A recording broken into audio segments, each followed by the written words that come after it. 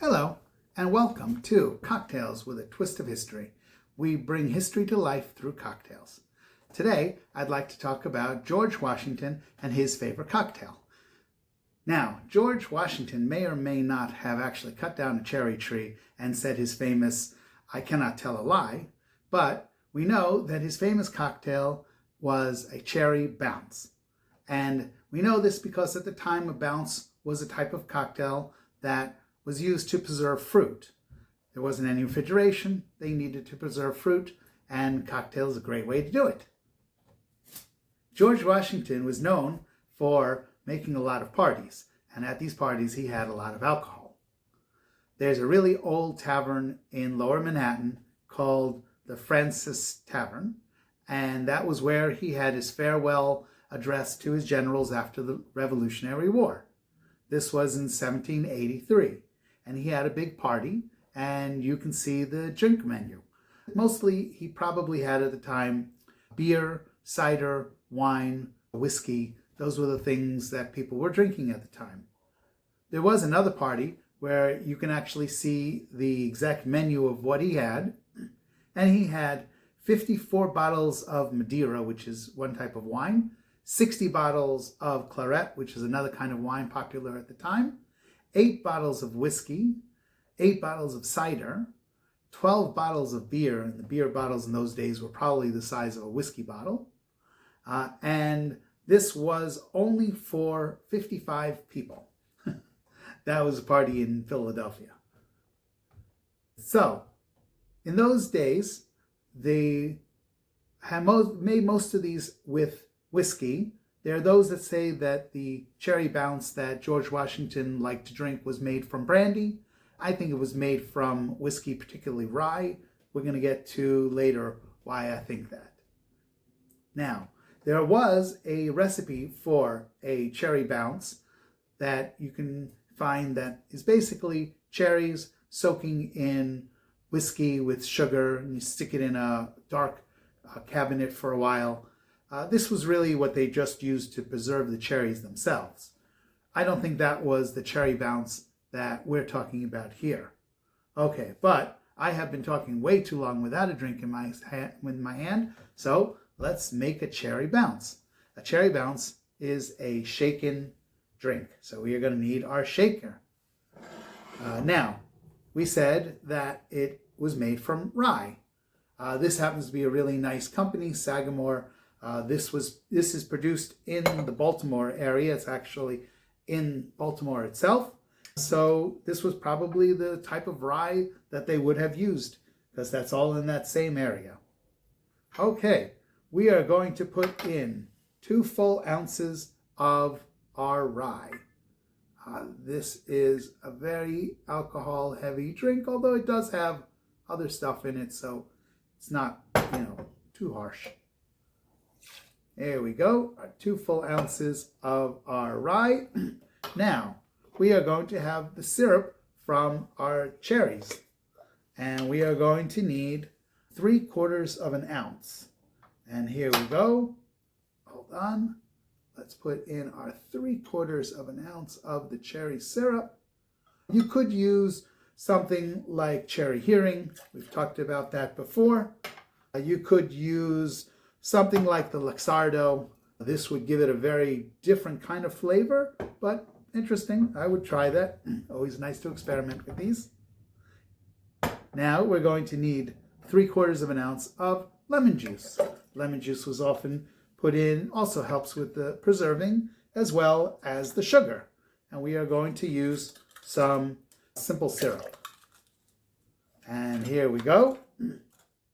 Now, very interesting. A lot of the drinks in this time use this thing called Angostura bitters. And Angostura bitters are very common in those days. It's a concentrate. It has a lot of herbs in it, but it is really, really good. And we're going to put in 2 dashes of Angostura bitters. 1, 2. It is something where you just put in a couple of dashes and it really does bring out the flavor of your cocktail. All right, now we are going to need our ice. Here we go. And like we say, got to put a lot of ice. Got to put a lot of ice in it. Here we go. 1, whole bunch of ice cubes into our shaker. And there we go. Got my ice. Beautiful. We combined it all into the shaker. We put our cover on. Make sure we have the cap. Like I always say, hold it. Don't want to squirt your friends. If you do, I wouldn't. Waste all of my alcohol. Wouldn't do that. Okay, and we are shaking. Also, one of these, you really don't have to shake it that much. You just want to combine it. Now, here we go. I am going to use a Nick and Nora glass. This was a little bit bigger. In those days, a common glass they would have used is something called a flip. A flip kind of looks like a water glass, probably about 5 ounces. They say it has a big ice cube in it. And take a look at the color of that drink. That is a really nice drink. And we said it has 1 large ice cube. Very often, you put in 1 big ice cube into something like this, and what it does is it doesn't let it melt so quickly. Now, if I was the former president of the United States, I think I would want 2 cherries, not 1. So there we go. I'm going to put in the garnish there, and cheers. Let's try it. Oh my gosh, that is a really good drink. I happen to really like cherries. This has a very forward cherry taste, as you would expect, but this is really, really good. It has enough of the rye to bring that forward so that you taste it. Rye is a little bit spicier than a bourbon.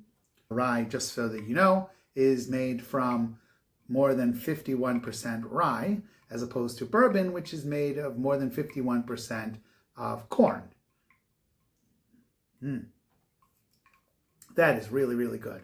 Okay, let's get back to our history. So, after the Revolutionary War, George Washington established a whiskey distillery. And that whiskey distillery made rye, which is why I think his cherry bounce was probably made from rye. That's really what he had a lot of on hand. They actually recreated this. It was built in 1797. They've recreated it. You can go down there to Mount Vernon and visit it. Apparently, I haven't yet, but sounds fun. He had a farm manager from Scotland, which makes sense then why he started making a distillery. This guy's name is James Anderson, and they created actually one of the largest distilleries in the United States at the time. By 1799, George Washington's distillery was making 11,000 gallons of whiskey, valued at $7,500, which today would be more than $120,000. Now, distilleries in those days were probably not that big. Maybe they were 20 feet by 20 feet. Large buildings were hard to make at the time. His was actually 75 feet by 30 feet, which would have been a pretty big distillery, and he had 5 copper stills. So he had 5 stills going on at the same time. The most common of the rye beverages that he was making, and depending upon what the other stuff is, depending upon what type of a rye, how strong it is, not strong in alcohol, but strong in flavor of the rye.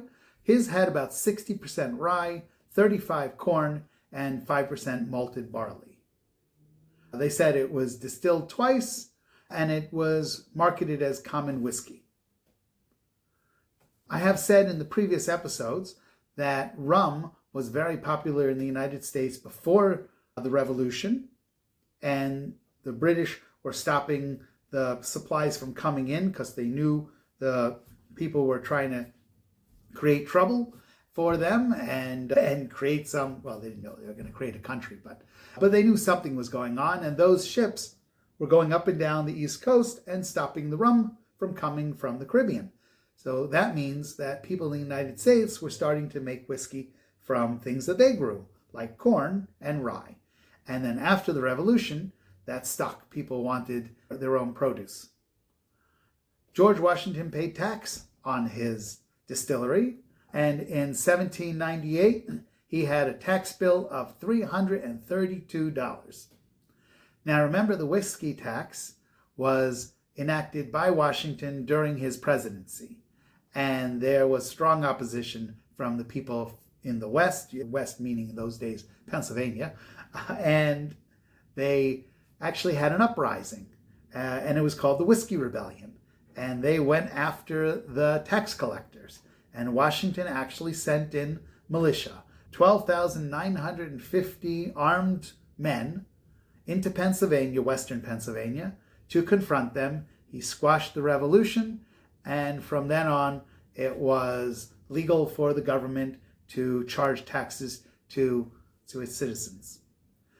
This was Cocktails with a Twist of History. As usual, if you know different pieces of information, if you've heard different information, please, we want to hear it.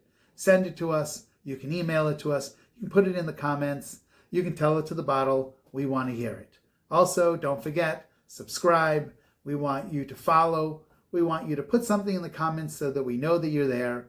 And thank you for watching Cocktails with a Twist of History.